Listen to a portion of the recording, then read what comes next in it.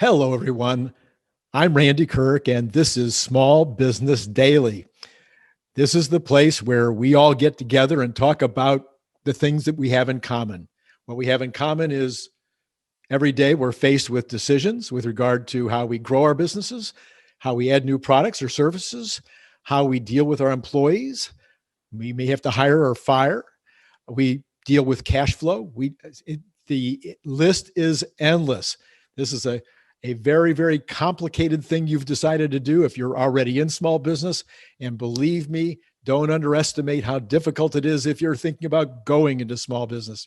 So we're right now in a series where we're talking about Mr. Elon Musk, because I've written a book about him, the Elon Musk method. You can pick up a copy if you like. Down there in the description, you'll see a link to Amazon where you can buy the book. And in that book, I talk about 16 ways that Elon kind of shows us and tells us and has explained in his speeches, his TED Talks. This is what makes him different, the things that make him successful in his businesses. And they're ways that if we pay attention, they can help us in our small businesses as well. So we started out the other day, and the very first day we talked about curiosity. And then the next day we talked about audacity. And yesterday we talked about passion. And today we're going to talk about resilience. And resilience is so critical.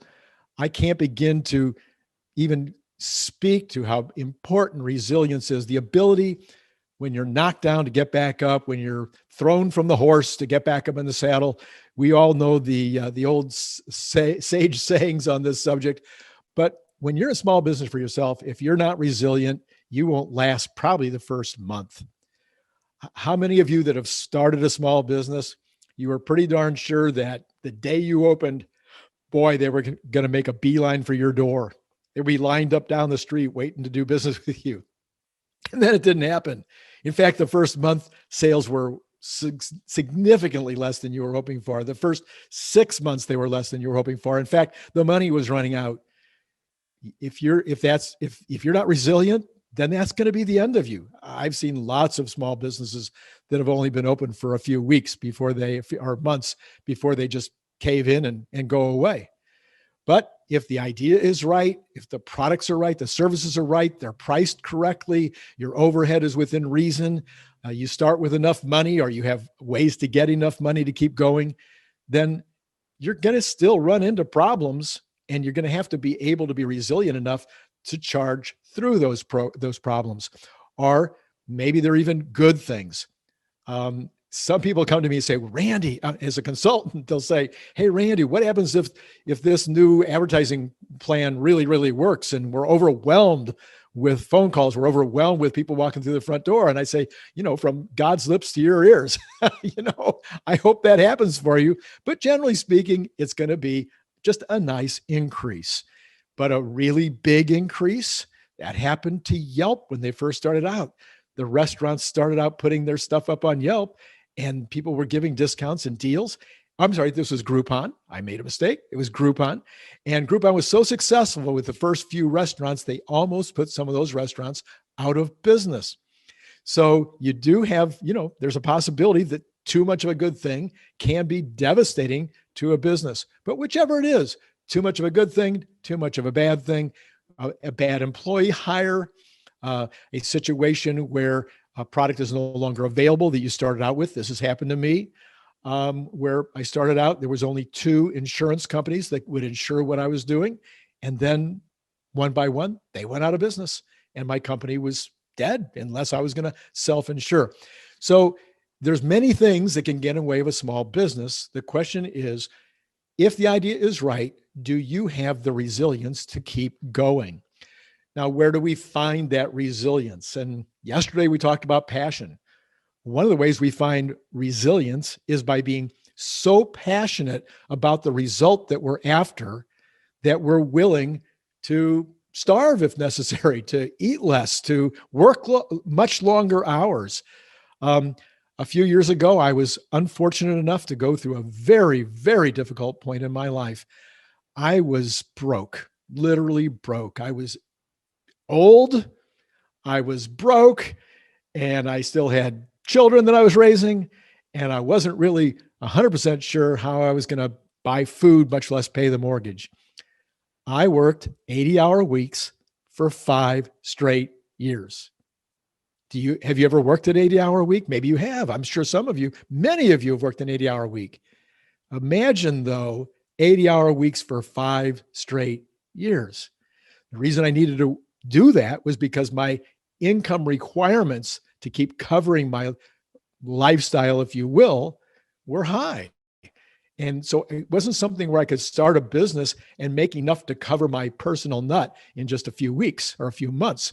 It took me 5 years to get back to that level and to pay the debts that I was creating in the meantime. So that's resilience. Resilience is when you do what it takes. So Elon Musk, we talked about Elon Musk as an example.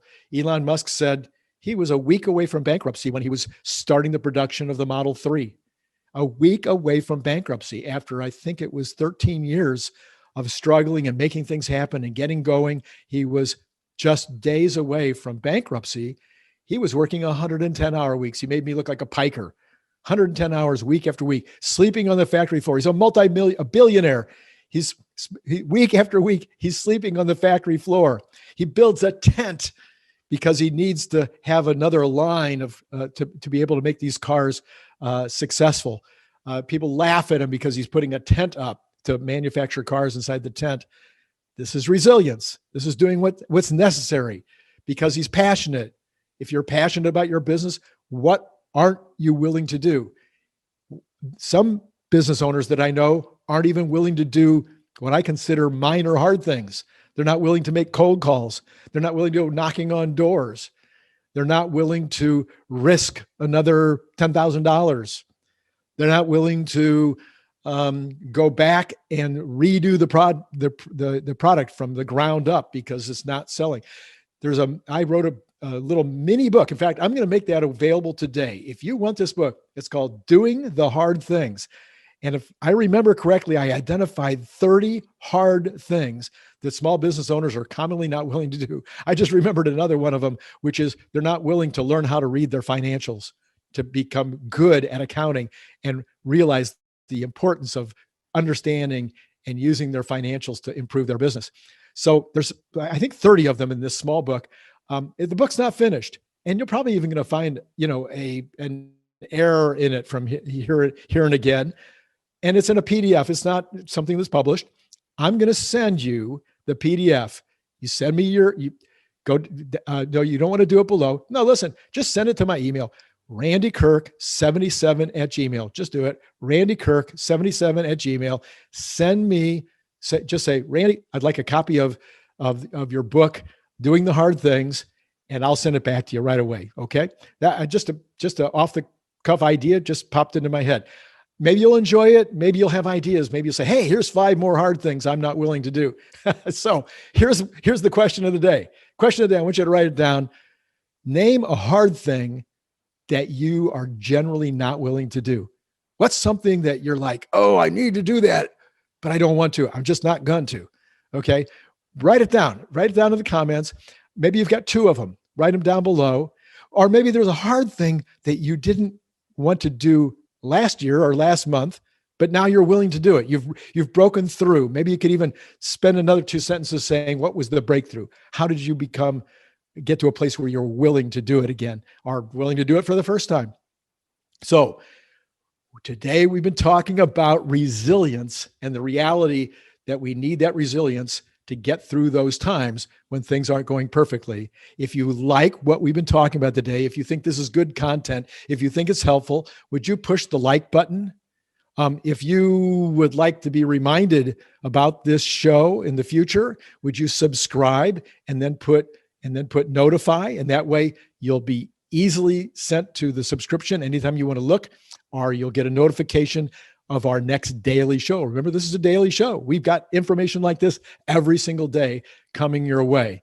I want to also mention one last thing, and that is we've got this website that has tons of information that if you can't wait for me to get to that subject, you can go on our website, which is free, business help now.